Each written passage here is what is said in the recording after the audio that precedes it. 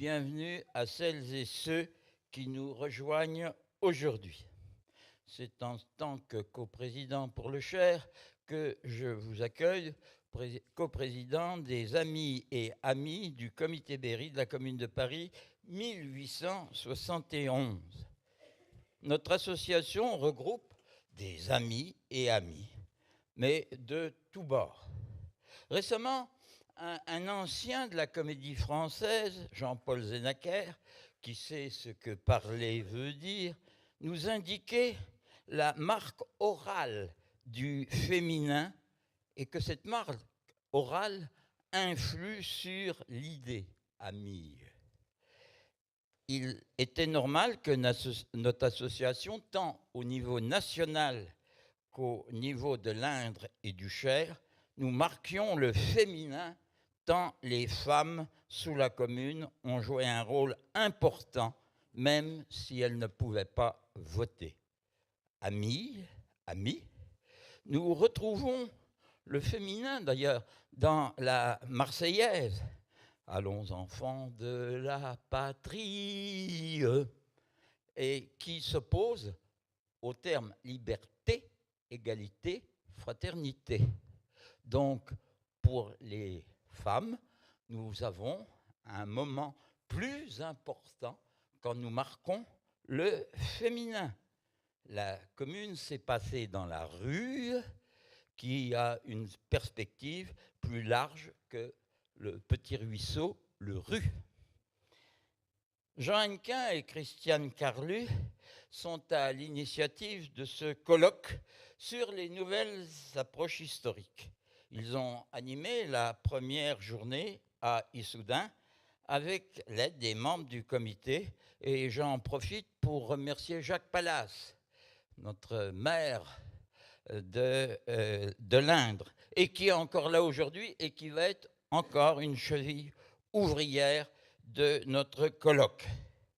Dans le Cher, le relais est maintenu par Christiane Carlu, avec l'apport de Jean-Marie Favière, notre vice-président chargé de la communication, et je dirais aussi de l'organisation technique et de la mémoire de ce colloque, comme ça s'est passé pour Issoudun. Et Jean-Marie assure avec brillance notre blog du comité Vaillantitude. Je les laisserai présenter tout à l'heure les 5 invités et préciser les détails d'organisation de la journée. Je vous rappelle que pendant toute cette journée, il y a une table de littérature et j'ai fait un peu mon marché ce matin. Alors, j'ai eu une petite liste par rapport à ce qu'il y a. Alors, il y a d'abord l'histoire de France, 1871, les inconnus de la commune. Un livre très intéressant, j'ai participé en partie à sa réalisation. Mais il y a quelques erreurs, à vous de les deviner. Il y a également, à l'école de la commune de Paris, Jean-François Duperron. Il y a toujours Jean-François Duperron, commun, commune. Les écoles des communs, Jean-François Duperron.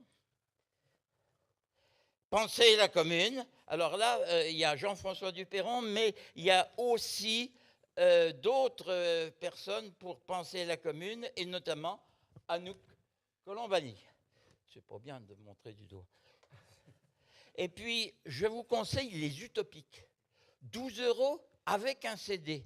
Et là-dedans, il y a encore par exemple, Ludivine Bantigny qui a participé au colloque à Issoudun, Anouk Colombani, encore Jean-François Duperron. Pensez la commune, et puis le Moyen-Âge émancipateur. Notre ami, où est-ce qu'il... Ah, il est là-bas, donc tout à l'heure il rejoindra la tribune. Et puis, c'est le bicentenaire d'André Léo. Donc il y a de nombreux bouquins sur André Léo. J'ai pris celui qui est le plus facile à porter, La guerre sociale, André Léo. Je vous rappelle, André Léo, c'est le nom qu'elle s'est donné parce que c'était une femme pour mieux réussir dans la vie au 19e siècle, un peu comme George Sand. Et elle a pris le prénom de ses enfants. Hein, voilà. Et puis, des CD.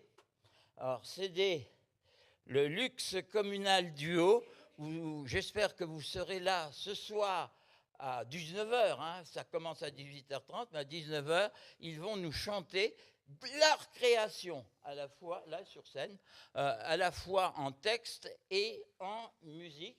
Et puis il y a un autre CD d'une invitée, Il faut venger Gervaise, 1871, et c'est donc aussi proposé par Anouk Colombani.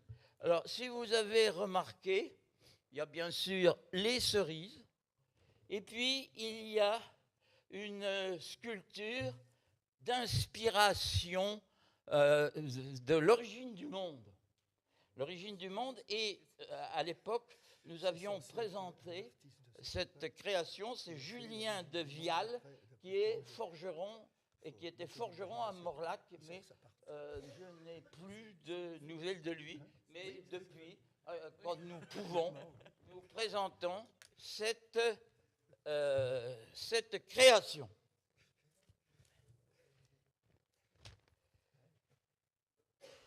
Comme vice-coprésident, je salue donc nos amis de l'Indre venus se joindre à ceux et celles et ceux du Cher. Je salue les personnages venus des syndicats, d'associations, de structures ou qui sont venus à titre individuel. J'ai évoqué le féminin tout à l'heure. Le coprésident va se permettre un geste de fraternité qui n'a rien à voir avec une affirmation patriarcale. Mesdames, communeuses ou non, j'ai le plaisir de vous offrir une fleur rouge, bien entendu, que vous pourrez prendre à tout moment si vous avez, pour des raisons quelconques, à quitter ce colloque. Vous pouvez donc les emporter en souvenir. Tout d'abord, Madame Sophie Chertier, je lui donnerai la parole tout à l'heure, vice-présidente du conseil départemental chargée de la culture et du patrimoine. Puis-je me permettre un geste physique? Madame Sophie, s'il vous plaît, approchez-vous. Elle ne peut pas résister. Permettez-moi une brassée et une bigée. C'est la Sainte-Sophie. Aujourd'hui, bonne fête. Et demain, c'est encore la fête. La fête des mères. Ah oui. Sophie, à tout à l'heure. Donc, Madame Anouk Colombani et Madame Anne Simonin, vous aurez droit aussi à votre fleur pour vos interventions au colloque. Christiane Charlut, co-initiatrice de ce colloque d'envergure nationale. Marie-Annick Bourguignon, administratrice nationale. Elle n'est pas que dans le comité Berry, elle fait partie du conseil d'administration à l'échelon national et elle s'occupe également d'une façon administrative de ce colloque. Madame Marie-Thérèse Kunz, qui doit être là, hein, c'est notre trésorière, et trésorière active. Bon, il faut enregistrer, par exemple, les cotisations de plus de 50 membres. En 2023, au 31 décembre, nous étions 57. Caroline Meigne, qui est secrétaire du comité et qui interviendra dans le cabaret communard à 18h30. Edwige Salé, qui ne fait plus partie du bureau, mais qui nous a aidés longtemps en tant que membre du bureau pour des questions administratives. Si, Edwige, tu auras droit à ta fleur, tu le mérites. Et puis, quelqu'un, mon ami, tu porteras à ton épouse Sylvie, qui est malheureusement pour l'instant en pas bonne santé. J'espère que cette fleur rouge lui redonnera de l'espoir. Une dernière, elle est historienne publique, spécialisée en médiation culturelle. Elle s'intéresse particulièrement au traumatisme historique et aux questions du dépassement de la violence. C'est pas rien, hein. J'ajouterai qu'elle est de nationalité russe, ce qui n'est pas simple en ce moment. Donc, elle mérite également une fleur, Natalia Burica. Cet après-midi, à Paris, une centaine d'organisations, à l'invitation de notre association nationale, vont accomplir la traditionnelle montée au mur des fédérés. Rappelez-vous, ils étaient 600 000 en 1936. À 23h30, ils n'avaient pas fini de défiler au mur des fédérés.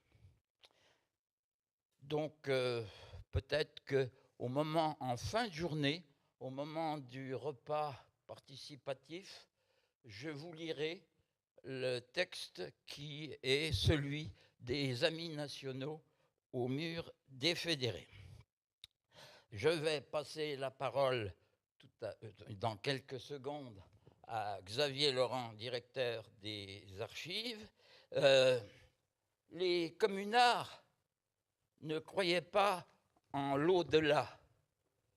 Alors, s'il vous plaît, éteignez vos insupportables pour le bon déroulement de ce colloque, qu'il n'y ait pas des ondes qui viennent nous perturber. Alors, monsieur le directeur des archives va prendre la parole, puis monsieur Yannick Bedin, maire adjoint chargé de la culture à Bourges, et bien sûr, c'est votre fête. Sophie Chestier, vous êtes chez vous, ce sont des archives départementales. Ce sera à vous de terminer cette présentation avant de démarrer, mesdames, messieurs, le colloque.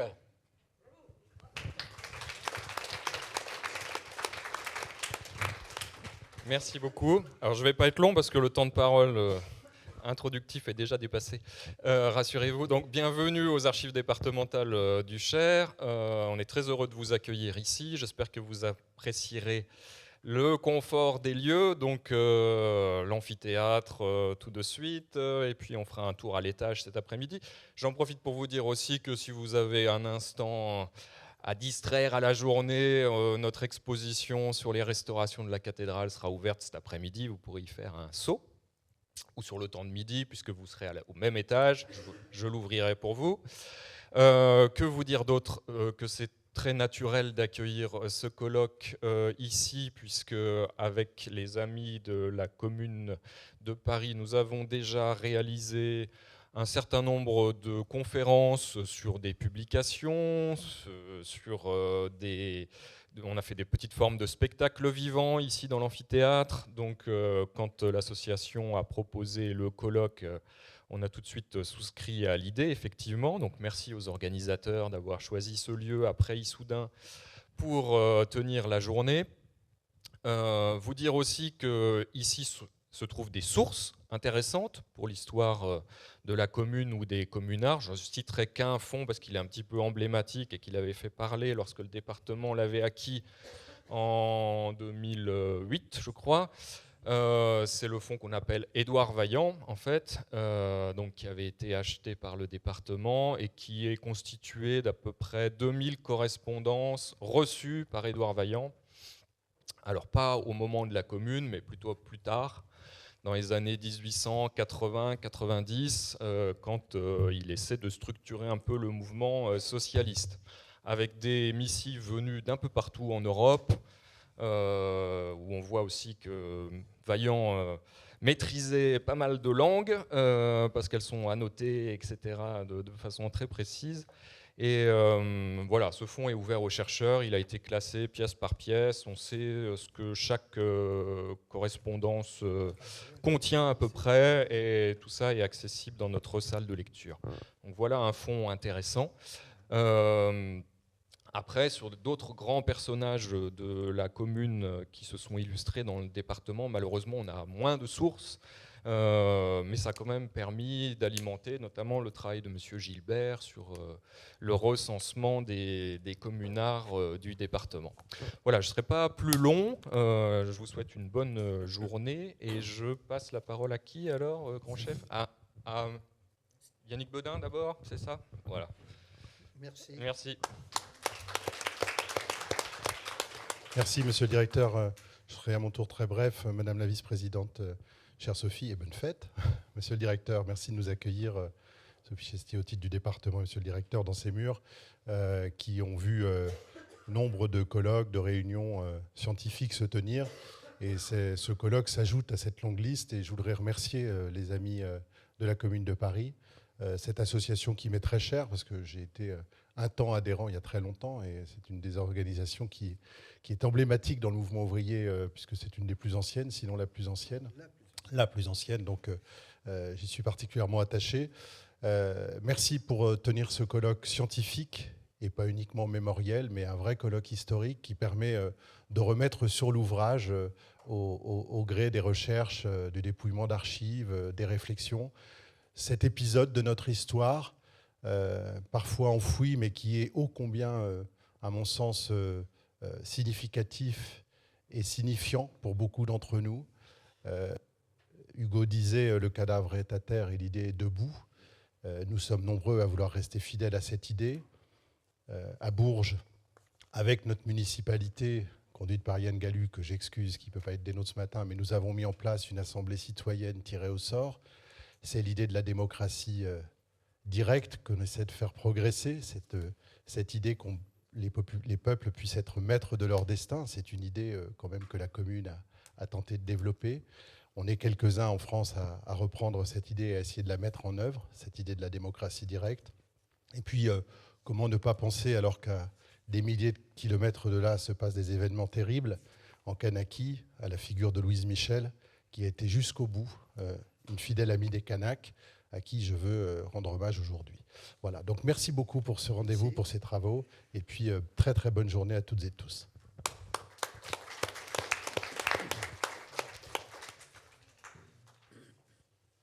À moi.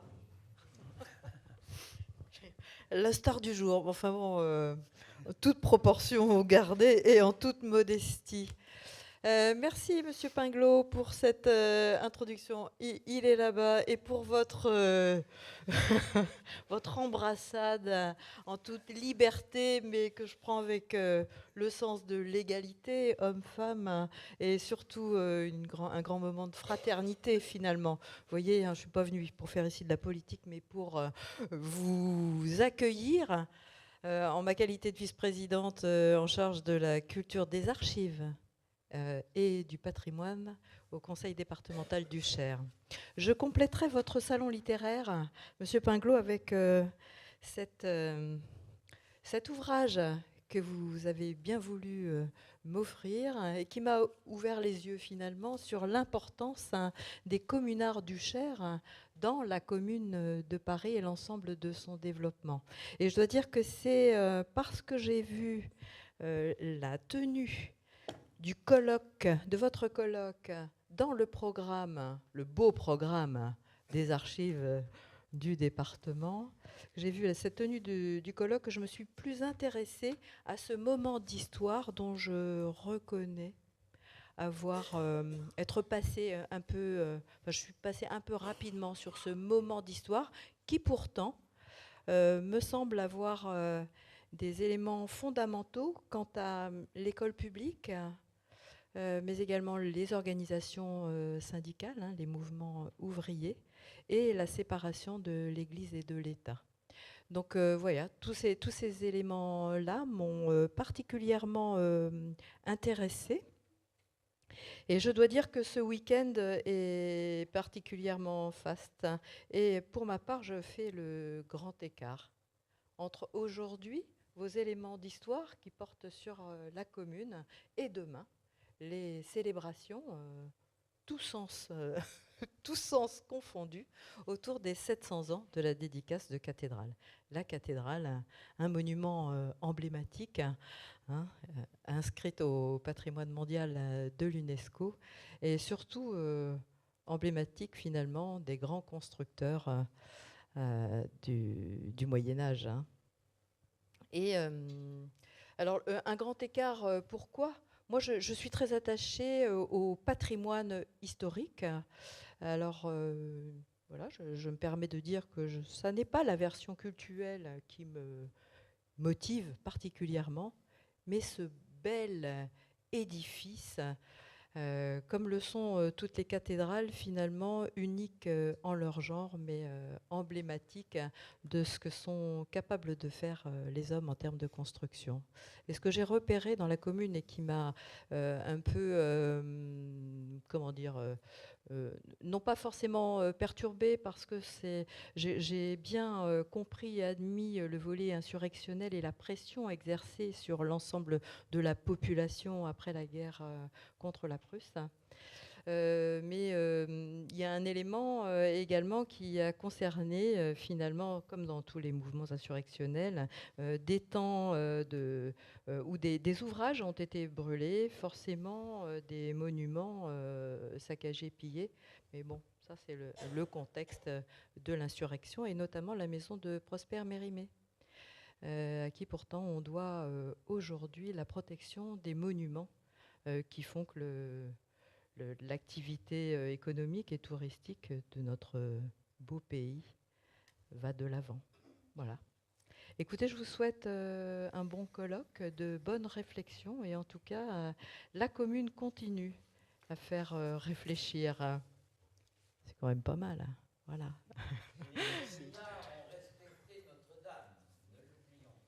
Très bien, heureusement. Non, mais je disais pas que les communards avaient tout saccagé, hein. C'est pas ce que j'ai dit, hein. C'est pas ce que j'ai dit. Okay, très bien, merci. Donc, je voulais vous rapporter en quelques mots l'organisation de la journée. Donc, ce matin, nous allons avoir 2 interventions de Jean-François Duperron et d'Anouk Colombani, qui seront suivies d'un quart d'heure d'échange avec le public. Nous aurons un déjeuner pour ceux qui se sont inscrits, qui sera à l'étage, un petit peu devant l'accueil, qui durera jusqu'à 14h. À 14h, donc, nous aurons une intervention de Thomas Golsen, puis une intervention d'Anne Simonin, à l'issue de laquelle nous ferons une petite pause que nous avions un petit peu oublié de faire à Issoudun et que je pense sera relativement salutaire, où nous aurons du café, du thé et des petits gâteaux. À la suite de quoi nous aurons une intervention de Massaï Mégiaz. Et puis, à l'issue de cette intervention, nous aurons nos 3 amis, Michel Pinglot, Jean-Marie Favière et Jean Hannequin, qui nous feront des interventions d'une dizaine de minutes chacun, justement sur les apports locaux à la Commune de Paris. 20 minutes, Jean. Non ? 10 chacun. Ah, d'accord. Ouais. Okay. Négociations avancées. Donc, à l'issue de ça... Christiane, oui. Ah, d'accord. Oui, ok. sais, oui. Donc, à l'issue de ça, à 18h, on fera la clôture du colloque avec un vin d'honneur qui aura lieu juste là dans l'entrée. Et à 18h30, nous aurons donc le cabaret communard avec les Zig et le luxe communal du Haut. Et à 19h30, dans la même salle dans laquelle nous aurons déjeuné le midi, nous aurons un buffet participatif avec du très bon vin et de très bonnes choses tout à fait sympathiques. Voilà, donc je voudrais vous présenter d'abord Jean-Marie Favière, qui va lui-même présenter Jean-François Duperron. Les poupées russes. Voilà. Alors, oui, pour avoir eu le privilège hier soir de dîner avec Jean-François Duperron. J'ai oublié un détail. Oui. Excusez-moi, j'ai oublié quelque chose. Le colloque à Bourges est sous le parrainage de Jean-Louis Robert. Ah bah oui. Jean-Louis Robert, donc, est un historien qui est spécialiste de l'histoire sociale européenne du XXe siècle. Sa thèse portait sur les ouvriers parisiens pendant la Première Guerre mondiale. Ses recherches se sont orientées vers une mise en relation de l'histoire sociale et de l'histoire des représentations dans une perspective d'histoire totale non hiérarchisée. L'économie n'étant pas à la source de tout processus historique, mais où le travail et les rapports sociaux gardent toute leur place. Il a été directeur du Centre d'histoire sociale du XXe siècle de l'Université Paris 1 et il est professeur émérite à la Sorbonne. De 2004 à 2015, il a été président de l'Association des Amis de la Commune de Paris. Depuis 2011, il est président de l'Université populaire du 14e, qui est une association d'éducation populaire.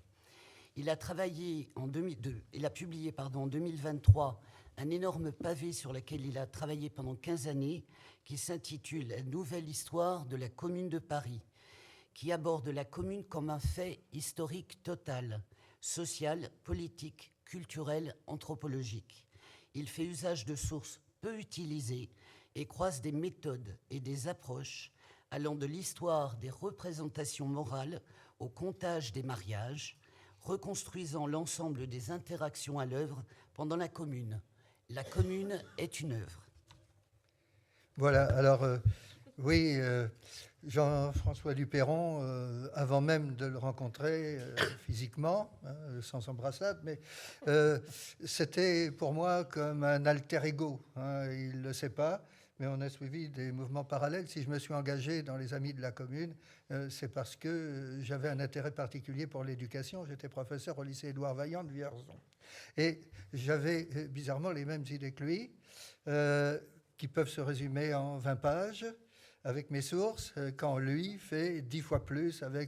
Donc c'est un alter ego, c'est un allié dans mon combat, et c'est même un alibi pour mes positions les plus radicales là-dessus, parce qu'il a fallu lutter contre le roman national de Jules Ferry, et je suis bien content de l'avoir comme argument d'autorité quand mes amis instituteurs trouvaient que j'étais un peu léger pour prendre cette position-là. Je dis, mais j'ai quelqu'un qui est un poids lourd. Alors, pour avoir eu le privilège de dîner avec lui hier soir, j'ai sa notice comme ça officielle, enseignant-chercheur en philosophie de l'éducation. Philosophie, c'est un philosophe de base, Université de Bordeaux. Je me suis aperçu que le mot-clé là-dedans, c'était Bordeaux, parce que c'est quelqu'un du Sud-Ouest, c'est quelqu'un qui fonce, et je suis l'allié de son combat, et c'est quelqu'un qui adore le rugby et qui va peut-être avoir le cœur déchiré cet après-midi, puisqu'il y a la finale en plein colloque entre Leinster et puis Toulouse, le stade toulousain. Voilà. Alors, je vais faire bref quand même, et je vais prendre des mots-clés dans ces publications. Le premier, ou l'expression, c'est une étude philosophique de la vie scolaire, cette vie concrète que chacun d'entre nous a vécue de longues années, de la maternelle à la fin de l'enseignement secondaire, et dont il garde des souvenirs généralement marquants pour le meilleur et pour le pire. Ça ressemble à un mariage. Voilà. Et il a un objectif permettant à chaque élève d'éprouver la force émancipatrice de l'idéal démocratique. Et c'est peut-être ce qui distingue Vaillant, par exemple, de Ferry.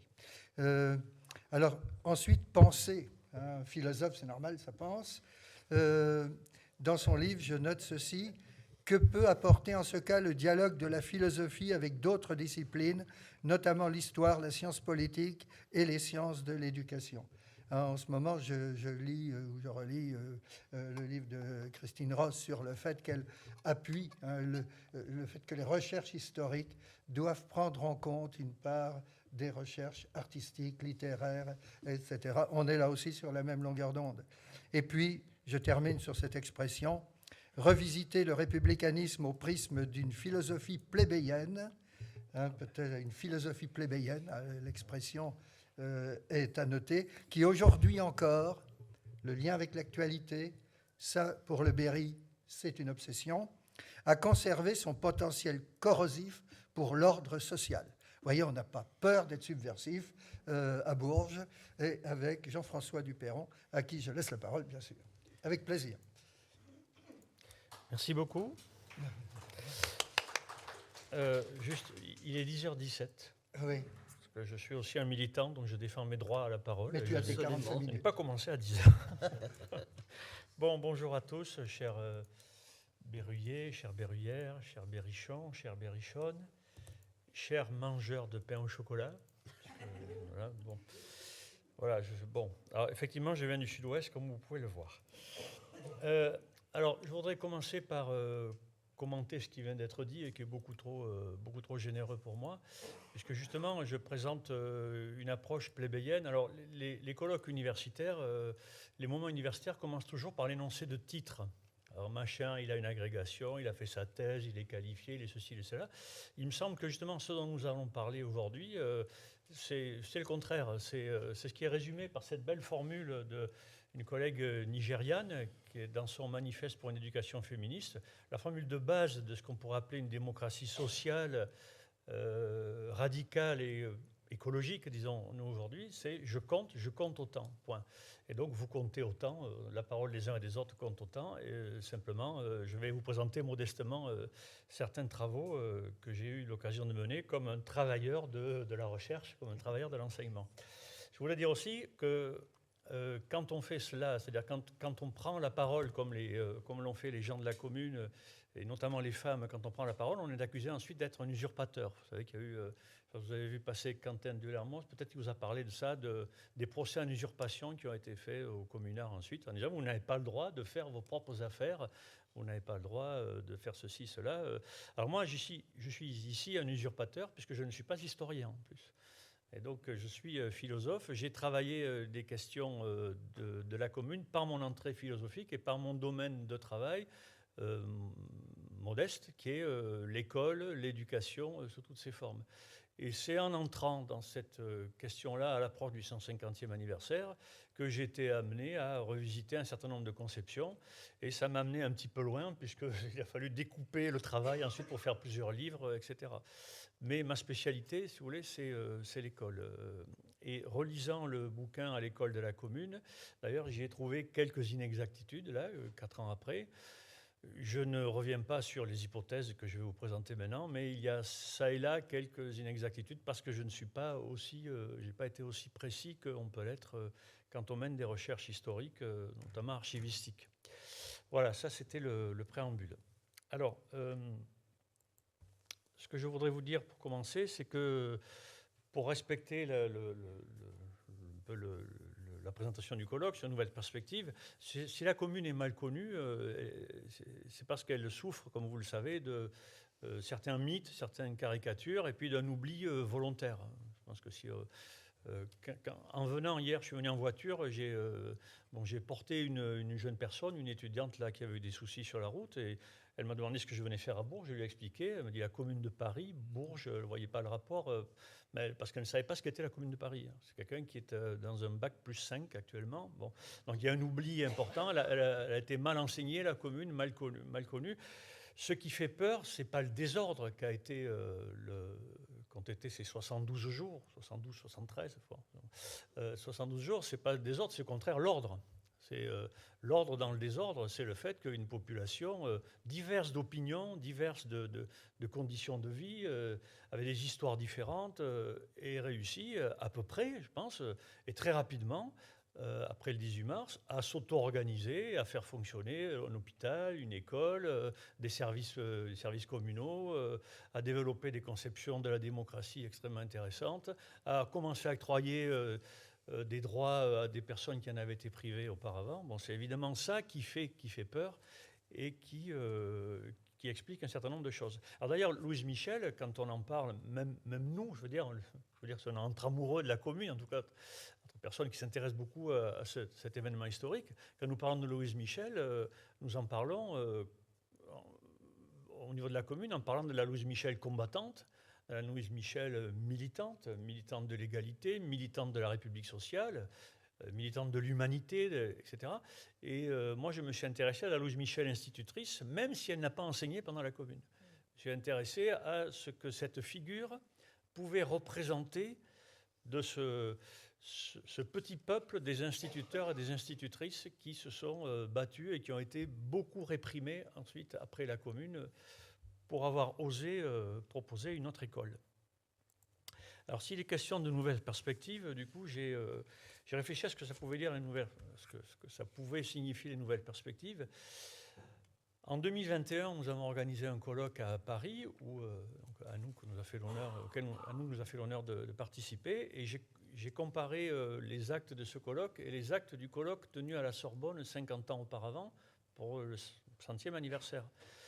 Et donc, qu'est-ce qui est nouveau? Qu'est-ce qui a changé? Alors, en 1971, à la Sorbonne, il y avait une délégation soviétique qui était présente. Bon, évidemment, ça, géopolitiquement parlant, ça a un petit peu changé. Mais il avait été beaucoup question de questions politiques. Alors, le rôle de l'État, le rôle des partis politiques, enfin, vous imaginez toutes les conceptions de la République et autres. C'était vraiment un colloque de philosophie politique. Ce que nous avons fait, nous, en 2021, c'est faire apparaître de nouvelles questions, de nouvelles perspectives. Alors, ça ne va pas être exhaustif, ce que je dis, mais entre autres, la perspective du travail, qui va être développée par Anouk tout à l'heure, bien plus brillamment que moi, et la perspective de l'école, et puis la perspective du nous. C'est-à-dire qu'on a vu un passage aussi du jeu au nous. Louise Michel, c'est une personne, c'est une singularité. Pour nous, c'est quelqu'un qui, évidemment, a joué un rôle capital et qu'il est bon de rappeler par les temps qui courent, effectivement, par rapport aux tragiques événements en Kanaki. Mais Louise Michel, c'est aussi le membre d'un sujet collectif. Et je pense qu'on a vu apparaître ça. Et je pense que les deux citations que j'ai extraites là de Corpus montrent que pour les militants de la commune, ceux qui l'ont préparé, ceux qui l'ont fait, c'était le sujet collectif qui l'emportait. Hervé Varlin, nous serons habitués à faire nos affaires nous-mêmes dans les circonstances ordinaires de la vie. Il nous sera facile d'instituer le gouvernement direct. Et Varlin, c'est l'anti-héros par excellence, puisque alors que la commune fait triompher et offre une opportunité formidable à son action, il joue un rôle assez anonyme. Quand même, il s'occupe de choses matérielles, vous voyez, il ne se met pas en avant. Et Louise Michel, c'est la même chose, ce sont des revendications collectives. Et notre programme, les états de la femme, alors ça, c'est quelque chose que je vais mettre en avant aussi, ce sujet collectif. Et l'autre nouvelle perspective, c'est par laquelle je suis entré dans la question scolaire dans la commune, c'est la perspective très matérialiste, les circonstances ordinaires de la vie, nous dit Varlin. Ce qui compte, ce n'est pas de changer de pouvoir, ce n'est pas de changer le nom de ceux qui nous gouvernent. Ce qui compte, c'est de changer les circonstances ordinaires de la vie et de le faire nous-mêmes. Et je pense que c'est ça une des leçons qui constitue une des leçons principales de la commune. Donc l'école, c'est une des circonstances ordinaires de la vie. Qu'est-ce qu'on fait de nos enfants? Qu'est-ce qu'on fait pour leur futur? Qu'est-ce qu'on fait pour leur formation? Comment on pense programme scolaire? L'école, c'est une des circonstances ordinaires de la vie, comme le travail, comme la santé et autres. Et même chose pour Louise Michel. Ce qui compte, ce sont les états de la femme, dit-elle. Vous connaissez, je pense, certains d'entre vous très bien que ces phrases où elle dit que ce qui compte, ce n'est pas d'obtenir le droit de vote pour choisir nos gouvernants. Ce qui compte, c'est de ne plus être gouverné. C'est de ne plus être gouverné et c'est de changer concrètement tous les jours les états de la femme et notamment ces états, l'état économique qui pourrait conduire les femmes à la prostitution, entre autres. Voilà, c'est ça qui compte et il me semble que cette leçon-là est justement chargée d'espoir pour aujourd'hui. Et d'ailleurs, je me réjouis que l'extrême droite soit vide aujourd'hui, cette salle, parce que c'est vraiment... je vous en remercie d'ailleurs, parce que par les temps qui courent, on s'accroche aux signes auxquels on peut croire. Bon, voilà. Alors, donc, je vais vous parler de l'école comme circonstance ordinaire de la vie, administrée par un sujet collectif qui est l'ensemble des participants et participantes de la commune. Alors pour parler de l'école en France, c'est mon job, donc j'ai pas mal circulé aussi sur ces choses-là. J'ai étudié l'école danoise, l'école en Afrique, etc. Notre vision de l'école est dominée par un paradigme, par un modèle général, si vous voulez, qui donne une manière de travailler et qui rejette sur les côtés ce qui ne lui correspond pas. Et dans mon livre sur l'école de la commune, j'ai présenté certaines scènes tout à fait oubliées de l'histoire de l'école, alors qu'elles sont importantes. Et ces scènes, elles sont obscènes. Étymologiquement, elles sont à côté de la scène, sous la scène. On ne doit pas les montrer. L'obscène, c'est ce qu'on ne doit pas montrer. On ne doit pas les montrer parce que ce qui doit être montré, c'est un roman national, hein, c'est un récit tout à fait mythique, représenté entre autres en France par Ernest Lavis et par tous ces propos, dont un, ici, peut-être un des plus doux, toutes les insurrections dont l'histoire a gardé le souvenir, la plus criminelle fut certainement celle du mois de mars 71, faite sous les yeux de l'ennemi vainqueur. Voilà, donc comme ça, la chose est réglée directement. Alors, ce paradigme des républicains d'ordre, c'est là que je vais déranger peut-être. Je suis un ancien instituteur public, hein, donc ne croyez pas que je parle de l'extérieur de ces choses-là. Hein. J'ai été formé aussi à l'idée de l'école laïque, etc.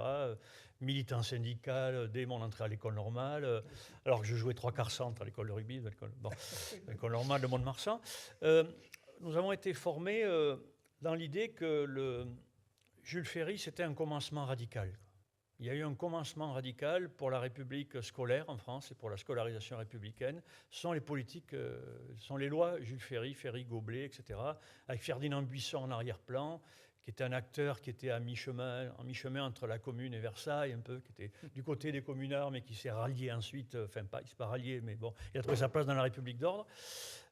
Voilà, nous avons cette idée-là. Jules Ferry, ce serait vraiment le fondateur. Alors, moi, ce que j'ai posé comme hypothèse, c'est qu'au contraire, Jules Ferry a construit son école contre quelque chose qui l'avait précédé, mais qui n'était pas uniquement l'école religieuse, qui était le mouvement pédagogique socialiste et ouvrier. Le 19e siècle, c'est un grand siècle pédagogique pour notre pays, complètement oublié. Puisque nous faisons démarrer les choses de 1881, en gros. L'histoire de l'école en France commence en 1881. Avant, il y a les philanthropes et les religieux, on dit, puis quelques figures par-ci, par-là, quoi. Et puis, à partir de 1880-82, ça devient sérieux, là, et puis on a le commencement. Et ensuite, nous dit-on, c'est ce schéma qui est présenté, il y a l'éducation nouvelle, que vous connaissez, je pense qu'il y a pas mal d'enseignants, je pense, mais l'éducation nouvelle, cette galaxie qui serait née ensuite en réaction aux défauts de l'école républicaine, son autoritarisme, son absence de prise en compte du vécu de l'enfant, etc. Donc l'éducation nouvelle, pour nous, c'est Célestin Freinet, par exemple, et Élise Freinet, c'est Montessori, aujourd'hui, très à la mode, c'est Sébastien Faure, etc., De Crowley, etc. Bon. En fait, quand on regarde les choses en les inversant, comme le faisait Nietzsche, hein, il disait, vous prenez un objet, vous le retournez, et vous allez voir qu'on peut le voir de manière très différente. Quand on retourne les choses, déjà on voit un Jules Ferry, comme vous le savez, qui était en première ligne pour soutenir la répression de la Commune, avant la Commune même, en tant que maire de Paris. Et cette fameuse fusillade là, devant l'hôtel de ville. Et puis vous avez là l'extrait d'une correspondance à son frère. Alors le fondateur de l'école laïque, quand il parle des représailles de la semaine sanglante, il évoque l'épée de l'archange. Donc bon, alors ça, c'est un peu ce qu'on appelle une entorse au paradigme quand même. L'éducation nouvelle.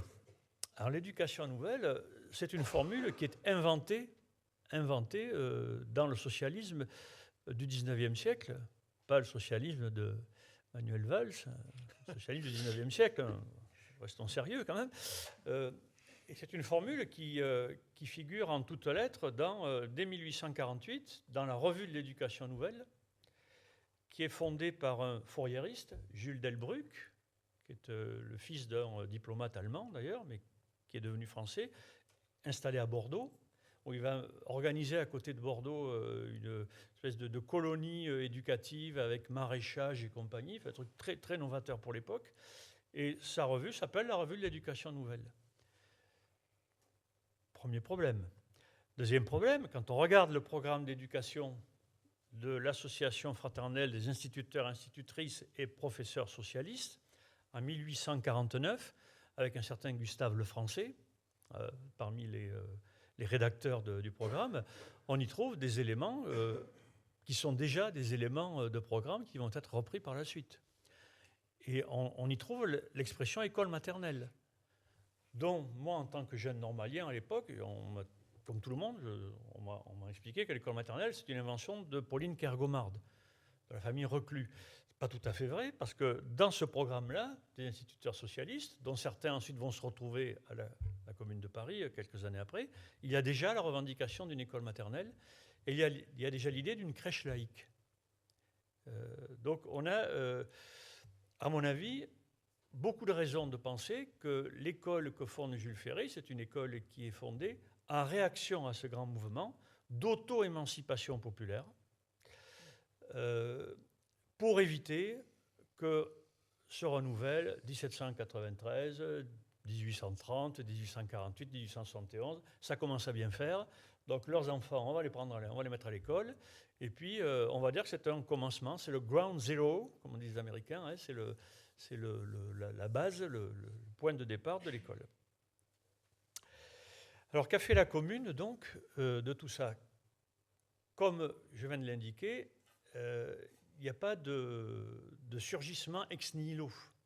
C'est-à-dire que quand on arrive en 1871, le mouvement ouvrier, le mouvement socialiste, les républicains sociaux, alors les différentes tendances, blanquistes ou non, etc., les internationalistes, tous ces gens-là, ils ont une réflexion sur l'école, ils ont un programme scolaire avec des concepts extrêmement précis que je vais présenter.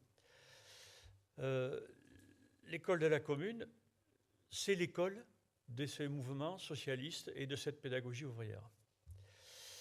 Pourtant, quand la commune s'installe, comme vous le savez, elle va se trouver avec une situation difficile.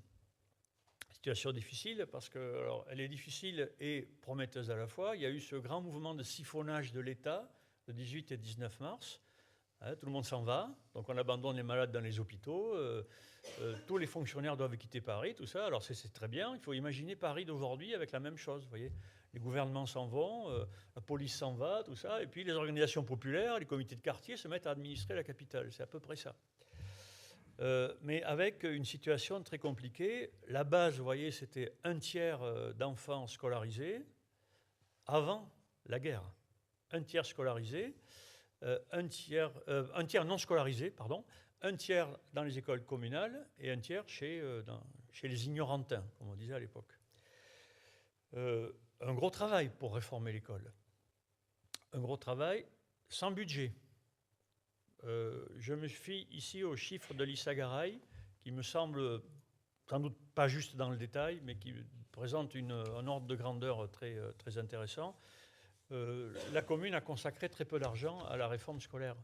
Réformer l'école, c'est ce qui est indiqué dans le journal officiel, la commune va réformer l'école, c'est une tâche d'ampleur, même si ça ne concernait que 250 000 enfants à peu près, c'est une tâche d'une grande ampleur avec 1/3 de la cohorte, 1/3 de la population à scolariser.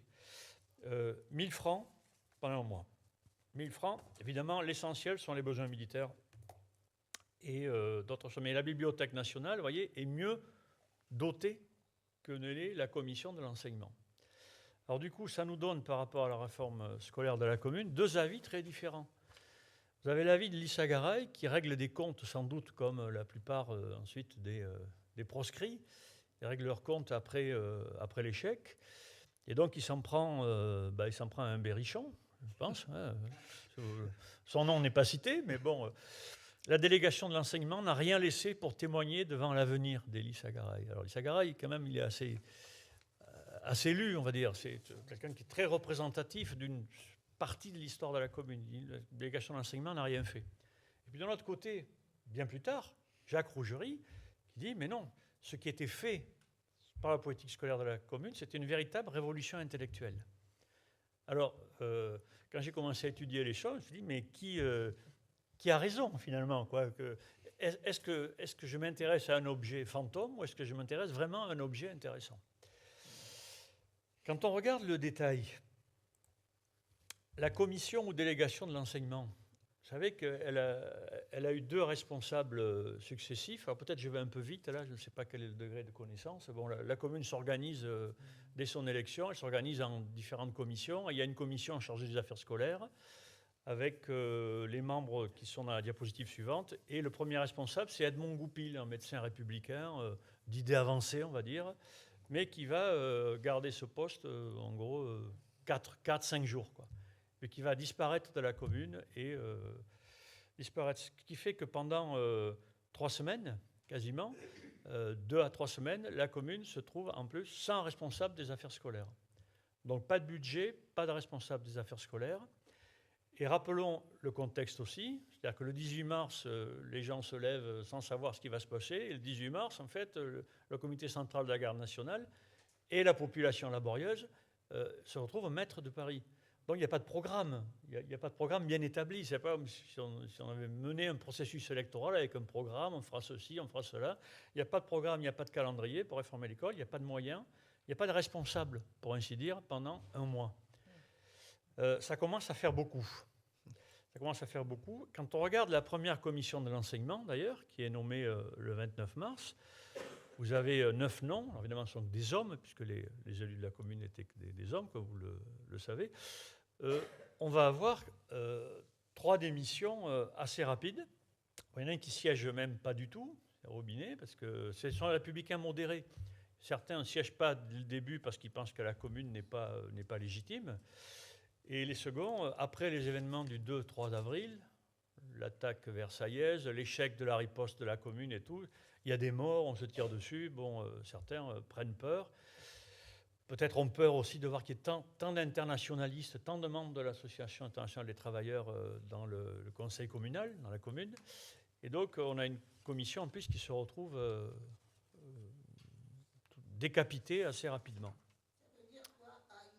AIT, Association internationale des travailleurs, pardon. Ouais. J'ai indiqué là les membres de l'AIT, puisque dans la deuxième commission, il y en aura davantage d'ailleurs. Initialement, c'est une commission, vous voyez, plutôt classe moyenne, comme on dirait. Plutôt le journaliste, pharmacien, médecin, professeur. Il y a un instituteur qui est vraiment un authentique militant de l'AIT, c'est Augustin Verdure. On va surtout parler de sa fille ensuite. Augustin Verdure, qui a été proscrit, instituteur proscrit, enfin pas proscrit, interdit d'enseignement, pour des raisons d'opinion politique, comme des centaines, des milliers d'enseignants à l'époque, sous le Second Empire. Et il y a un ouvrier qui est Antoine Demey, un ouvrier sculpteur qui représente la partie la plus ouvrière de la commune. Alors comment la politique de la commune s'est-elle lancée? Alors c'est ça qui est intéressant, c'est qu'elle s'est lancée, c'est la première scène que j'ai présentée, elle s'est lancée quand une délégation populaire est venue à l'hôtel de ville de manière très précoce, probablement le 1er avril, puisque c'est rapporté au journal officiel du 2 avril, sans précision de date. Enfin, il nous met, c'était hier, mais bon, avec les délais de parution, hier ou avant-hier, on ne sait pas. Bon. Une société, une délégation d'une société populaire est venue présenter un programme scolaire à la commune qui n'en avait pas. Cette société, si vous avez suivi, je vois que vous suivez attentivement, notez bien son nom. La Société de l'éducation nouvelle, d'où des collègues universitaires encore continuent de nous raconter que l'éducation nouvelle est née en 1898 en France. Alors, c'est quoi cette Société de l'éducation nouvelle? On est dans un mauvais film, quoi. C'est des gens qui ont traversé les âges, quoi.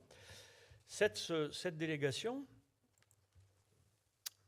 elle a une autre particularité, au-delà de son nom, c'est qu'elle est mixte. Elle est paritaire, comme on dirait aujourd'hui. C'est tout à fait stupéfiant. 6 personnes, 3 hommes et 3 femmes. Alors, retenons bien leurs noms, parce que ce sont des oubliés. Et moi-même, dans le livre, d'ailleurs, je n'ai pas retrouvé la trace de tout le monde, donc j'ai douté que tous avaient été enseignants. Et maintenant, avec l'aide de certains collègues, on a pu reconstruire un petit peu leur identité. C'était 6 enseignants d'une société populaire, Société de l'éducation nouvelle, dont on n'a pas les archives, malheureusement. Je pense que soit elles ont été brûlées volontairement, soit involontairement, mais on n'a pas les archives des réunions. Donc, vous voyez, Henriette Garoste, alors un nom, et Louise Lafitte, ça sent bon le sud-ouest en plus, ça, l'immigration interne, mais bon. Maria Verdure, dont Michel Audin a fait l'héroïne de son roman Comme une rivière bleue. Maria Verdure, quelqu'un de très important, on va y revenir. Et 3 autres personnages, dont 2 aussi sont intéressants. Joseph Magnier, alors un instituteur qui va un peu diriger... on dirait la délégation à l'école à l'hôtel de ville. Hein. On peut recevoir les candidatures pour des instituteurs et institutrices pour les répartir. Jean Ramin, qui va faire un gros travail dans le 17e arrondissement. Quelqu'un qui a survécu à la commune, qui a ensuite fait tout le long de sa vie avec sa femme, il a continué à faire non seulement de l'économie sociale et solidaire, comme on dit aujourd'hui, mais du féminisme et de l'éducation. Voilà, quelqu'un qui vraiment mérite d'être oublié, vous voyez, par l'histoire officielle. Et puis Benoît Reims, beaucoup moins connu. Donc L'éducation nouvelle, pourquoi ce nom? Paritaire, étrange.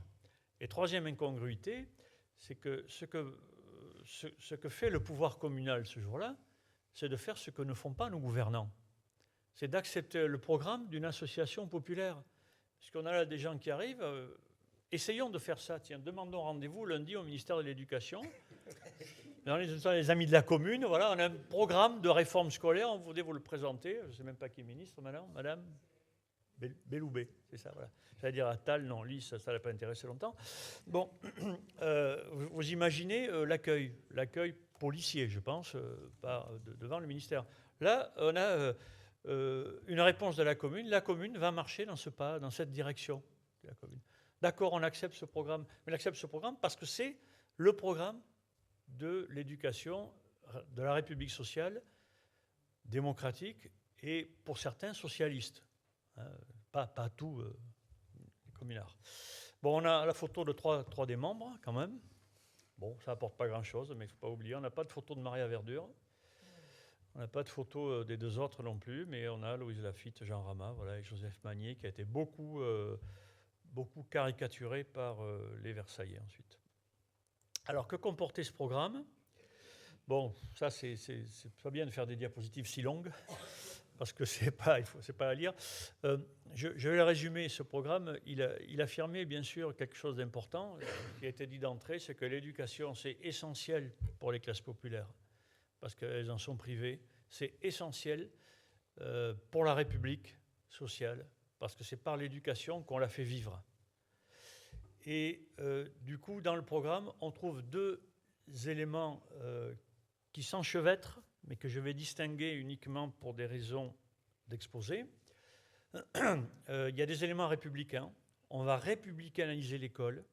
Ça va être gardé par Jules Ferry de manière un peu tempérée, avec la notion de laïcité, la notion de gratuité.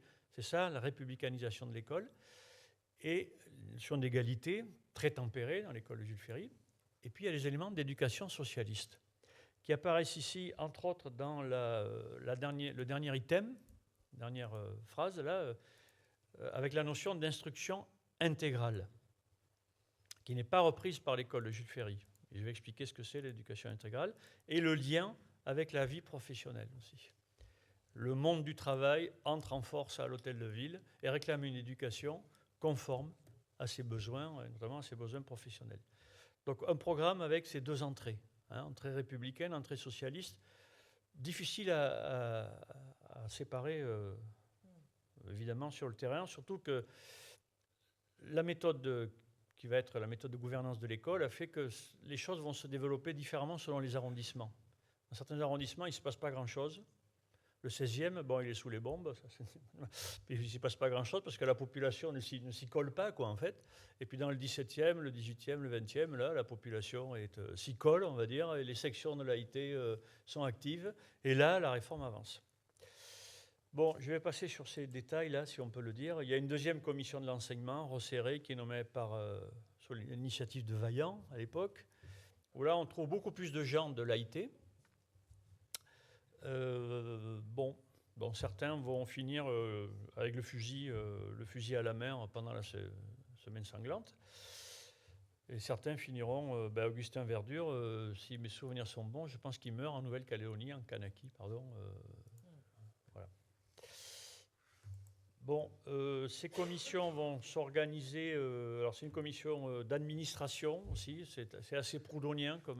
C'est pas une commission qui va gouverner les choses, mais elle va les administrer. Alors, ça ne plaît pas trop à Édouard Vaillant, ça, parce que lui, à l'époque, il est blanquiste, donc il est plutôt dans l'idée de la commune révolutionnaire, qui dirige et puis qui impulse, comme ça, qui fait pénétrer la République un peu partout par son action. Vous me direz si vous n'êtes pas d'accord avec ça. Alors que le mouvement porté par l'AIT, c'est un mouvement qui est plus autogestionnaire et qui est plus lié à l'initiative locale, des groupements professionnels, des groupements de citoyens. Et donc, il y a une administration plutôt qu'un gouvernement de la réforme, alors pour le meilleur et pour le pire. Et puis, il y a deux commissions qui vont bosser, mais dont une ne va pas bosser du tout, puisqu'elle est nommée le 21 mai. En fait, elle était censée bosser.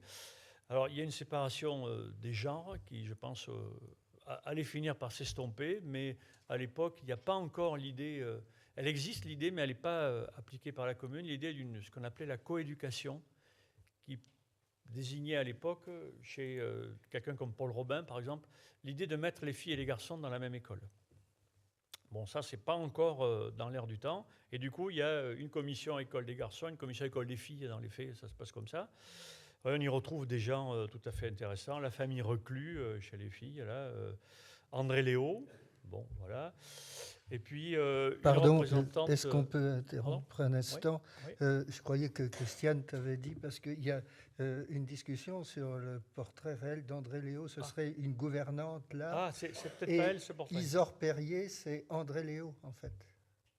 Ah, il y aurait une inversion des deux photos. Oui, enfin, il faudrait supprimer la photo là qui est libellée André Léo, parce que c'est une gouvernante, c'est pas du tout une communarde. Et puis... là où il y a écrit Isor Perrier, c'est André Léo. Elle est beaucoup plus aimable et agréable que sa photo officielle. Ouais, bon, ça, les photos... C'est un jugement subjectif. D'accord, mais écoute... Confirmons les propos de notre vice-président. C'est une inversion. D'accord. C'est une inversion ou c'est une photo qui est faute? C'est pas une inversion. Il faut supprimer et André mettre l'autre Léo à la place. et garder André Léo à la place d'Isor Perrier. D'accord. On en apprend tous les jours. Très bien. C'est récent comme découverte. Oui, parce que je vais chercher où je vais trouver ça. Je me demande s'il n'y a pas une photo, même dans le métron. Je me demande si elle oui. Il y a beaucoup de publications qui se trouvent. Bon. Tant qu'on y est, Jean Rama a habité rue d'Oron à Bourges. Dont acte. Bon, on a fini d'interrompre. Non, c'est très bien, c'est conforme. Est-ce que quelqu'un d'autre... Bon. Voilà, donc des commissions. Bon, je passe sur ces détails. Ici, il y a Anna Jacquelard, alors épouse Jacquelard, comme on disait, peut-être mariée par Benoît Malon dans le 17e, je ne sais plus.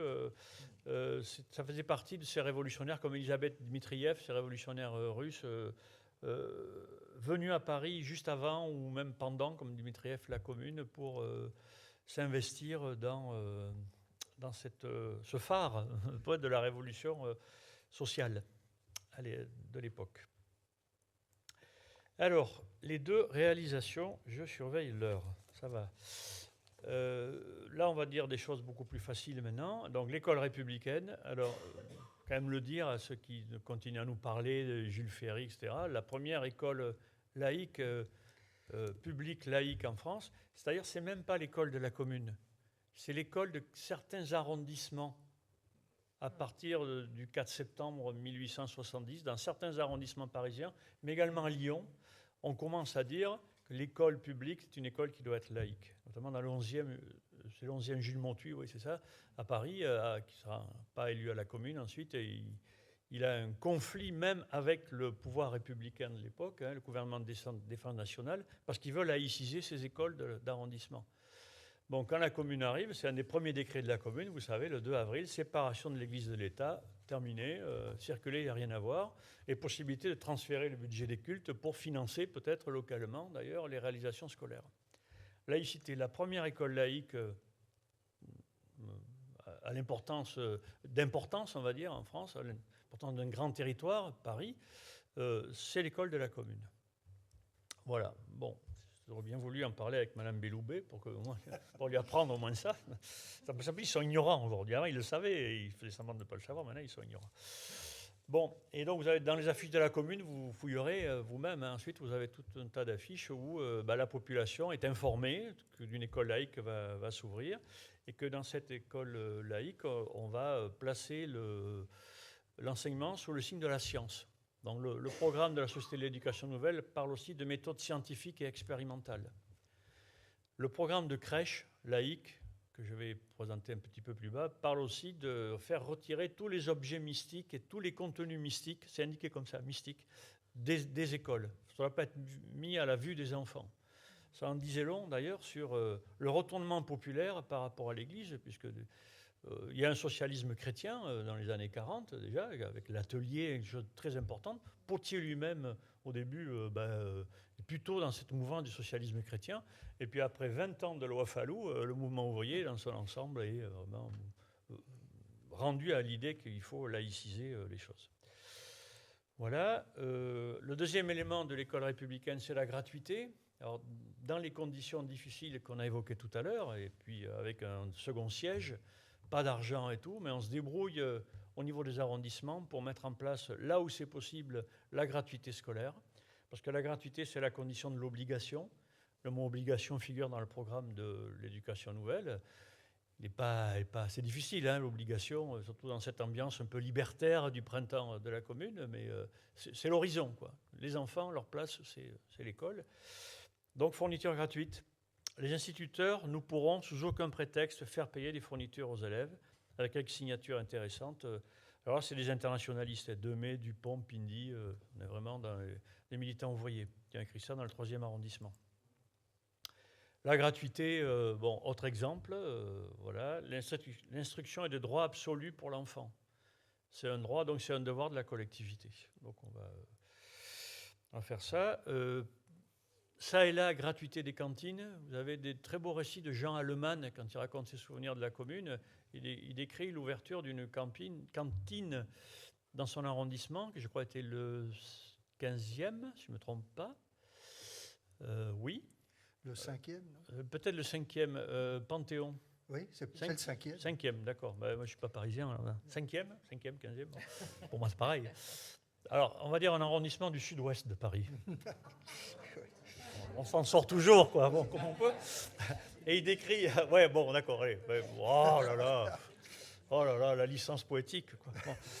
Et il décrit ça, et il y avait un réfectoire réservé aux religieux, quoi, et puis la commune le fait nettoyer, puis fait servir une soupe aux enfants qui sont surpris et disent « Pourquoi cette soupe, c'est pour nous ?» Bon, voilà. C'est un récit extrêmement émouvant, je trouve, cette action de la commune. Les circonstances ordinaires de la vie, c'est ça. Vous venez à l'école, on vous donne une soupe gratuite, alors qu'avant, ceux qui mangeaient, c'était les ignorantins. Voilà. Et alors, le plus intéressant, je trouve le plus novateur, probablement, c'est ce qui a été rayé complètement de la carte de l'histoire pédagogique en France, et notamment l'éducation intégrale. Un petit mot sur Ferdinand Buisson, là. Ferdinand Buisson, alors c'est un passeur, comme on dit, entre les deux républiques, la République d'ordre et la République sociale, c'est un passeur, il va de l'un à l'autre. Il fait un gros travail pour essayer d'apporter des éléments de République sociale dans l'école de la République d'ordre. Bon, le passeur, c'est un peu un traître parfois aussi, on ne sait jamais, quoi. Vous lui confiez votre vie, vous faites passer, vous ne savez pas s'il ne va pas vous trahir. Et sur l'éducation intégrale, il a trahi, je trouve, pour le dire comme ça, ou en tout cas, par prudence, il n'a pas retenu ce concept dans le grand dictionnaire, le Buisson, le grand dictionnaire de pédagogie, dont il confie le secrétariat général à James Guillaume, dans sa 2e édition. James Guillaume, qui est un militant libertaire de chez Libertaire, qui est un CGTiste ensuite, quand la CGT se crée. C'est un gars qui écrit beaucoup dans les publications de la CGT. C'est la pédagogie ouvrière de la CGT, James Guillaume, libertaire à l'époque. Donc Buisson, il a de telles amitiés, mais le concept phare du mouvement ouvrier, il ne le met pas dans le dictionnaire. Il le fait disparaître. Et ce concept d'éducation intégrale, on le trouve chez Fourier, on le trouve chez Proudhon, beaucoup chez Fourier, on le trouve aussi dans les résolutions de l'AIT, de l'Association internationale des travailleurs, et on le trouve aussi sous la plume de Marx, qui parle aussi d'éducation polytechnique. Alors l'éducation intégrale, c'est la même éducation pour tous, l'éducation de base déjà. Tout le monde a droit intégralement à toute l'éducation. Il n'y a pas des disciplines pour les bourgeois et des disciplines pour les ouvriers. Les filles et les garçons, les riches et les pauvres, etc., la même éducation. Et puis dans l'éducation intégrale, il n'y a plus cette séparation, cette indignité qui fait que les savoirs populaires sont exclus de l'école.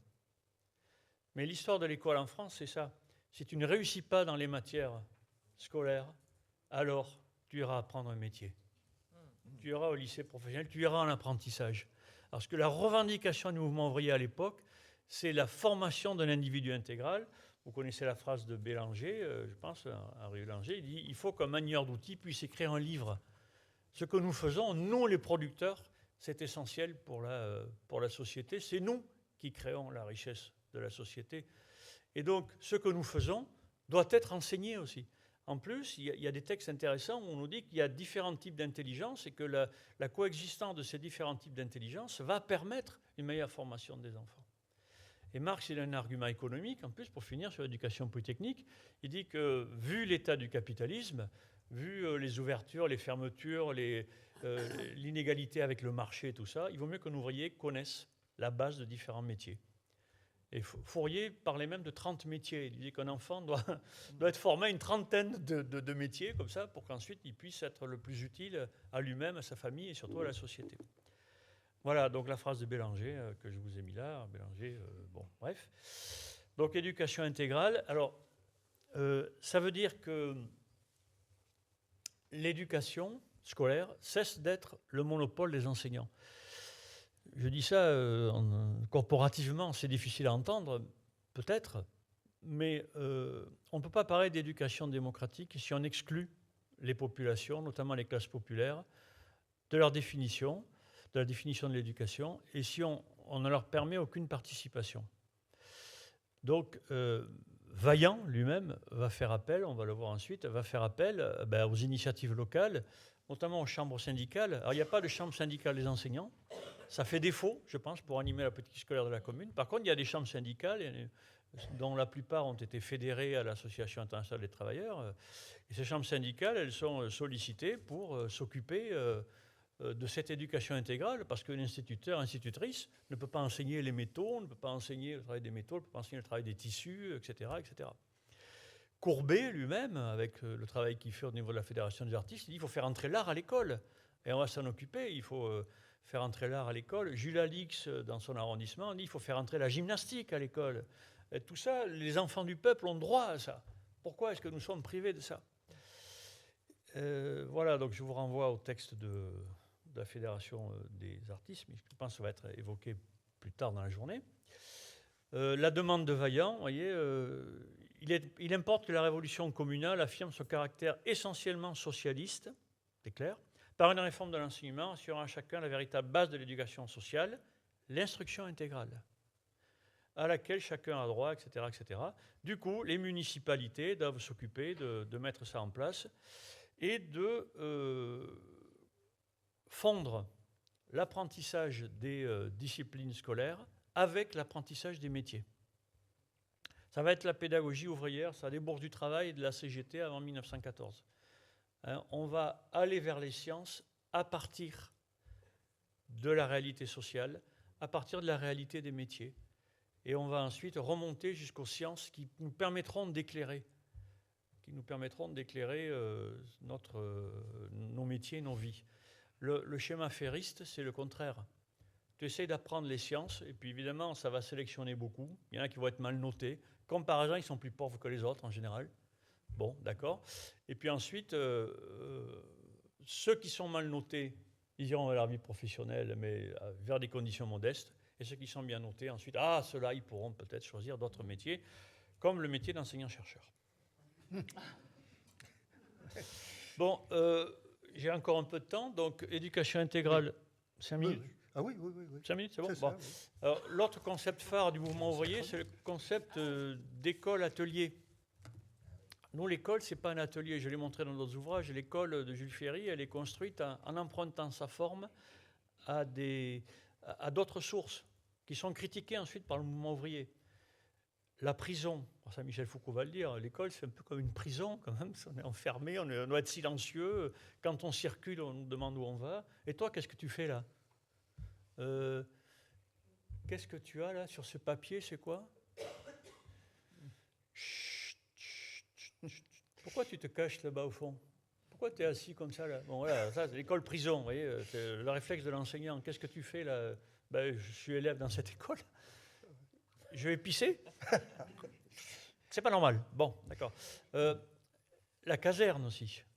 Il faut de l'ordre, hein, c'est pas question. On a mis du temps à accepter que les élèves puissent bouger les tables pour se regrouper et tout. Hein. L'ordre, c'est militaire avec un cadencement. C'est l'anecdote de Jules Ferry. À cette heure-là, tous les CE2 de France sont en train de faire cette dictée-là. Ah ouais, d'accord, mais alors là, on est loin quand même de l'apprentissage par l'innovation, la coopération et tout ça. L'Église aussi, on va dire, tout ce qui est rapport au savoir. Le savoir n'est pas quelque chose qu'on construit, le savoir est quelque chose qu'on reçoit comme une vérité, de quelqu'un qui est sur une estrade comme ça, qui a fait taire tout le monde et qui parle comme le dictateur là, de son truc. Ah, moi je sais, et vous ne savez pas. Ouais, ça, c'est un rapport tout à fait, c'est un rapport pastoral, quoi, au savoir, pas du tout dialogique. Pas du tout dialogique. Bon. Alors, l'école-atelier, c'est autre chose. Dans l'école-atelier, on fabrique, on produit. Le savoir n'est pas quelque chose qu'on reçoit, qu'on va apprendre par cœur, c'est quelque chose qu'on produit ensemble. C'est ça l'école-atelier, c'est un modèle coopératif. C'est un modèle de production du savoir. Ça va donner ce qu'on appelle aujourd'hui les méthodes actives, mais qui sont parfois utilisées de manière dépolitisée aussi. On apprend en faisant, on apprend en inventant, on apprend en s'entraidant et autres. Voilà. Alors du coup, dans cette école-atelier, il faut des spécialistes de telle ou telle chose. Alors, je vous ai mis dans la diapo là quelque chose d'intéressant. Bon, notez que la date n'est pas terrible, là, hein, 22 mai. Bon, c'est la dernière demande, c'est le dernier. Là, on est vraiment dans les dernières heures, quoi. Et puis même les Versaillais sont déjà entrés dans Paris, le JO Paris, et ils continuent à demander aux ouvriers de venir, quoi, venir s'ils le veulent, faire bénéficier les enfants de leur savoir. Et on a quelques réponses dans les archives de Paris. J'ai trouvé celle-là que je trouvais sympa. Je n'ai pas noté la date, là. Alors, bon, orthographe comprise, hein, mais c'est normal. Hein, c'est pas quelqu'un ne vient pas là pour l'orthographe, il vient parce qu'il est ouvrier mécanicien. Et il dit que moi, vous voyez, en faisant appel aux ouvriers au-dessus de 40 ans pour montrer le travail manuel, service, voilà, je me présente à vous. Il dit, moi, je suis ouvrier, je suis prêt à venir. Il y a tout un discours aussi dans les chambres syndicales, et qu'ensuite qu'on va reprendre les bourgs du travail, Fernand Pelloutier, tout ça, et la CGT avant 14. Il y a un discours qui dit il faut se méfier des enseignants, en fait, parce que voilà, ils vont servir l'État, on ne sait pas de quel côté ils sont, donc il faut quand même apporter aussi à nos enfants la morale et la culture ouvrière. Voilà, parce qu'on ne sait pas trop si les enseignants vont pas finalement être porteurs, pardon pour nous, porteurs d'une culture un peu petite bourgeoise, comme ça. C'était pas si mal vu, à mon avis. J'ai presque terminé. Oui. Donc l'école-atelier, voilà, vous avez un exemple féminin, Léonie Marie Manière, qui nous dit très très bien que l'échange des connaissances entre diverses intelligences constituerait un milieu très favorable à un enseignement progressiste entièrement dégagé de préjugés. Et le dernier point, c'est la méthode syndicale. Alors ça, c'est quelque chose que je tire un peu dans ma direction quand même. L'expression méthode syndicaliste, c'est l'expression de Georges Bourgeant, un des historiens de la Commune, et il dit, c'est très surprenant concernant Vaillant d'ailleurs, je vais finir par me faire des ennemis ici, mais il dit, Vaillant, pour gérer l'école, applique la méthode syndicaliste. Méthode syndicaliste, c'est faire appel aux chambres syndicales, faire appel au mouvement ouvrier, pour gérer une partie de l'école, la réflexion sur les programmes scolaires, etc. etc. C'est pas descendant, vous voyez. On est vraiment dans une démocratie qui a deux axes, la commune et l'organisation syndicale. Chambre syndicale et commune, et avec ces deux axes, on construit la société. Tout ce qui est pouvoir et tout, ça n'est que de l'administration. C'est un pouvoir, c'est un modèle très proudhonien, ça, pour le coup. Bon, Proudhon était très misogyne, mais il n'empêche que ses conceptions politiques ont beaucoup essaimé à l'époque. Marx n'est pas traduit quasiment, il n'est pas du tout connu à l'époque. Hein. C'est le philosophe de référence, les philosophes, c'est Fourier, Proudhon, pour la Commune. Voilà, donc méthode syndicale, autrement dit, demander à la population, et notamment à ses organisations de travailleurs, ce qu'elle veut comme éducation. Donc Jean Ramat organise dans le 17e arrondissement, entre autres, on a des archives de ça, organise des réunions une fois par semaine, il dit à la population, notamment aux enseignants, mais aussi à la population, venez, et il fait acheter des choses, on a ça dans les archives, il fait acheter deux grands cahiers pour faire signer les gens, et puis pour prendre les comptes rendus des réunions, et l'objet de ces réunions, c'est quel programme scolaire, quelle école nous voulons pour nos enfants. Imaginez, c'est extrêmement novateur ça. Ceux qui font ça aujourd'hui sont les zapatistes. Zapatistes où les assemblées populaires locales, dans les municipes, gèrent elles-mêmes les contenus scolaires en fonction de leurs besoins et tout, avec les limites qu'on peut penser aussi. Hein. Ce n'est pas non plus le modèle absolu. Voilà, Jean-François Duperron ne me facilite pas la tâche parce qu'il est tellement passionnant que je ne sais pas comment l'arrêter. J'arrête dans une minute. Alors une minute, ça va accorder. Bon, méthode syndicale, ça va. Oui. C'est ma conclusion, d'ailleurs. Je suis à peu près D'accord. dans les temps. Ok, oui, oui. Ouais, je sais négocier, ouais, je sais négocier quand même. C'est bon. Syndicat. Mais on me fait voter autrement. Hein. Bon. Alors, le travail que je fais aujourd'hui, c'est de sortir un peu ces choses-là je ne vais pas dire de la naphtaline, parce que déjà les faire connaître, c'est beaucoup, mais d'en faire aussi quelque chose d'actuel. Et dans les luttes scolaires aujourd'hui, qui sont des éléments des luttes sociales, on peut trouver malheureusement assez peu en France des occurrences de cette pédagogie ouvrière et socialiste. Par exemple, alors Bruno Baronnet, je vous conseille de la lecture du travail de ce collègue. C'est un collègue qui a fait sa thèse, qui est franco-mexicain, il a fait sa thèse au Chiapas. C'est le spécialiste franco-mexicain de l'école zapatiste. Et ce qu'on trouve là-bas, c'est vraiment un mixte des pédagogies ouvrières qu'on a connues dans d'autres parties du monde, et puis évidemment de la pédagogie des opprimés, Paulo Freire, tout ça, côté Amérique du Sud. Moi, j'essaie de réfléchir à ce que serait aujourd'hui une école des communs. C'est le dernier bouquin que j'ai fait, un peu de publicité, qui est paru il y a 15 jours. École des communs, avec le slogan de Paulo Freire, « Ne me libère pas, je m'en charge ». Mais un slogan que nous devrions transformer, pour revenir sur la première diapo, « Ne nous libérez pas, nous nous en chargeons collectivement ». Dernier mot, Varlin et Simone Veil. Pour que l'éducation soit pratique, elle doit être l'œuvre de tous. Méditons bien cette phrase de Varlin, vous voyez, 6 ans avant. Et allez, tant qu'on y est. Ça, c'est l'actualité, bien que ce soit les années 30. Nul ne sait comment les choses tourneront, même si l'extrême droite est vide aujourd'hui. Plusieurs catastrophes sont à craindre, mais aucune crainte n'efface la joie de voir celles et ceux, on pourrait dire, celles et ceux qui, toujours par définition, courbent la tête, la redresser. Voilà, je vous remercie de votre patience. Merci.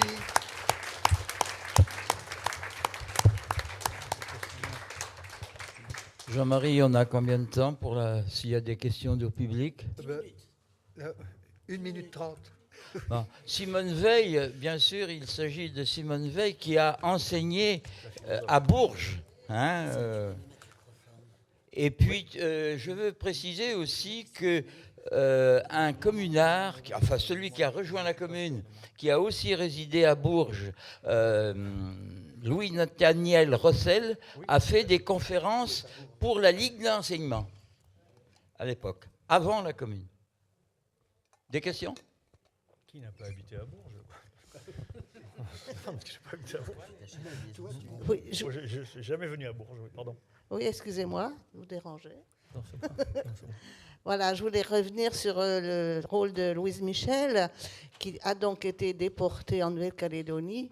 Et si elle n'a pas été institutrice à Paris, elle a été institutrice auprès des Kanaks, à qui elle a appris le français et des tas de choses sans doute. Donc elle a monté une petite école pour les Kanaks quand elle était en Nouvelle-Calédonie. Si je prends juste... Oui, ça c'est vraiment un point d'actualité. Alors, juste 10 secondes, quand on regarde ce que faisait Louise Michel dans sa classe, de ce que l'on sait, on manque de témoignages sur ce que... Ça, je ne sais pas dire. On manque un peu de témoignages même sur ce qui se passait vraiment dans les écoles qui ont fonctionné pendant la commune. J'ai commencé à chercher dans les récits familiaux et tout, on ne trouve pas grand-chose malheureusement, ça c'est bien dommage. Mais quand on regarde Louise Michel, ce qu'elle faisait, je trouve que c'était extrêmement novateur pour l'époque, avec la sortie, un terrarium, un recueil de fleurs, de plantes et tout ça. Enfin, c'était déjà quand même pas mal. Oui, pardon. Bonjour, déjà merci, parce que c'était très intéressant. Ah, pardon, comme bon. ça c'est mieux? Oui. Merci, c'était très intéressant. En fait, j'ai lu que à la fin du 19e, du 19e, il y avait des débats sur est-ce qu'on parle de sport ou d'éducation physique. Il y avait notamment Pierre de Coubertin, qui lui était pour le sport, où il y avait une vision un peu hygiéniste. Je voulais savoir si la commune s'était positionnée. Oui, Oui, Pascal Grousset. d'accord. Pascal Grousset, en fait, est l'inventeur du sport de non-compétition. Oui. D'accord. Ah ouais. Alors, j'ai pas énormément d'éléments, peut-être t'en as, toi. Non. En tout cas, Pascal Grousset, Pascal avec un H, G-R-O-U-2-S-E-T. Moi, j'ai un tout petit peu, si tu veux, je pourrais te donner ce que j'ai. Ah, je ne parle pas dans le micro, bonjour madame. J'ai quelques éléments que je pourrais te passer si tu veux. Mais son truc, il militait vraiment pour un sport qui serait non compétitif. Ce qui était exactement, évidemment, l'inverse de Coubertin, avec une appréhension du sport un peu différente aussi. Merci. Et Polytria aussi. Élisée Reclus également a œuvré aussi pour la liberté du corps, etc., et notamment le naturisme. Oui, c'est vraiment important, ça, oui. Oui. Moi, je voulais revenir un peu sur la notion d'éducation intégrale qui m'est très, très chère, dont on va avoir effectivement des éléments avec la Fédération des artistes, puisque d'une part, il est prêché la non-hiérarchie entre les artistes et les artisans. Et j'ai découvert en fait un philosophe américain qui s'appelle Matthew Crawford, qui a écrit un bouquin très beau qui s'appelle L'éloge du carburateur. Et Matthew Crawford, en fait, a écrit ce bouquin, si ma mémoire est bonne, il y a une quinzaine ou une dizaine d'années. Et il était complètement effaré du fait que les États-Unis avaient littéralement supprimé toutes les subventions qui permettaient l'enseignement pratique. Voilà. À la suite de ça, c'est un philosophe, il a une formation de philosophe, il enseigne la philosophie à un très haut niveau dans la recherche américaine, etc. Et un matin, il s'est dit qu'il y avait il y avait une sorte d'incomplétude. Il estimait qu'effectivement l'intelligence est à diverses formes, qu'elle se situe également dans le cerveau et également dans la main. Donc Matthew Crawford, tout en continuant les conférences qu'il faisait, a décidé d'ouvrir un atelier de réparation de motos. Et il a les deux activités, donc je vous recommande vivement la lecture de ce monsieur. Il écrit formidablement bien. Et donc, naturellement, derrière, il y a toute une critique, effectivement, de l'enseignement aux États-Unis qui rebondit, puisqu'à mes yeux, en tout cas, c'est lui qui reprend le mieux, en tout cas à ma connaissance, cette idée de l'éducation intégrale, où on a à la fois une éducation qui est théorique et une éducation qui est pratique. Je crois qu'on reviendra sur cette question avec un spécialiste qui est dans la salle et qui s'appelle Thomas Golsen. Voilà. On y arrivait doucement. Oui. En ce qui concerne Louise Michel et Canaque, alors j'ai pas envie de la démolir comme Jules Ferry, au contraire, mais je crois qu'il faut tempérer un petit peu Louise Michel au milieu des Canaques. Hein, c'était pas les conditions. Les familles Canaques qu'elle a éduquées étaient elles-mêmes des familles plutôt choisies. Un peu parmi l'ensemble des Canaques, elle n'était pas dans la brousse, etc. C'était quand même un petit choix de Canaques. Mais c'est pas pour la diminuer. Hein. On admire tous Louise Michel. Je dirais après, oui. Oui. Alors ça s'appelle l'éloge du carburateur. Et le philosophe s'appelle Matthew D-T-H-E-W Crawford, C-R-A-W-F-O-R-T. Si je peux, je vous donne juste dire un petit mot par rapport à ça, parce que pour aller dans mon sens, dans la galaxie de l'éducation nouvelle, aux États-Unis, par exemple, il y a un très grand nom qui s'appelle John Dewey, D-E-W-E-Y, John Dewey, qui est sans doute le pédagogue américain de référence. Alors, il est présenté aussi alors c'est un philosophe pragmatiste, il dit, vous voyez, j'y pensais avec la question de pratique, on apprend en faisant, etc. Bon, d'accord. Mais John Dewey, c'est une des références les plus importantes des pédagogies ouvrières au début du XXe siècle encore. Les premières traductions de John Dewey, c'est la deuxième scène que j'ai utilisée dans mon bouquin. C'est une des premières traductions françaises de John Dewey, elle paraît en 1913. Elle est signalée et commentée de manière extrêmement érudite et intelligente dans La Vie ouvrière, qui est à l'époque la revue de la CGT, qui est anarcho-syndicaliste. On dit, mais comment ont-ils pu s'intéresser à ce gars-là? Et la recension, elle est écrite par un militant libertaire, Maurice Dubois, qui a travaillé pour l'école Ferrer en Catalogne, tout ça. Et elle dit, mais l'école que présente ce professeur américain, c'est l'école que nous voulons. C'est l'école du travail. C'est l'école du travail et de l'enquête sociale aussi. Donc, vous voyez, John Dewey aussi, il est présenté souvent comme quelqu'un de...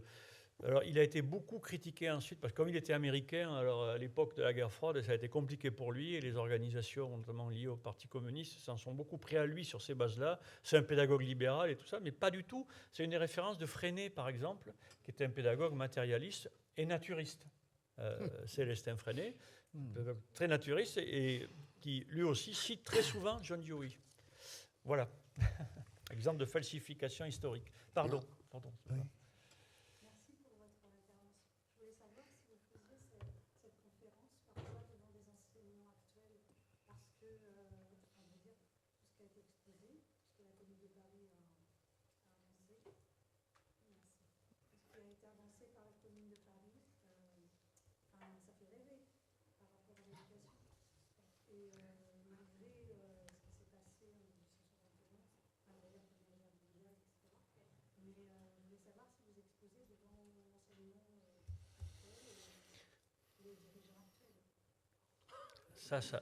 Merci pour la question qui me fait autant mal que le savoir que je ne vais pas pouvoir voir le match cet après-midi. Non, bon, j'ai fait une partie de ma carrière comme formateur d'enseignants et de CPE. Et donc, je vois bien la dégradation de l'affaire. Quand j'interviens sur ces thématiques-là, c'est souvent dans les stages syndicaux, de certaines organisations syndicales, d'enseignants et d'éducateurs.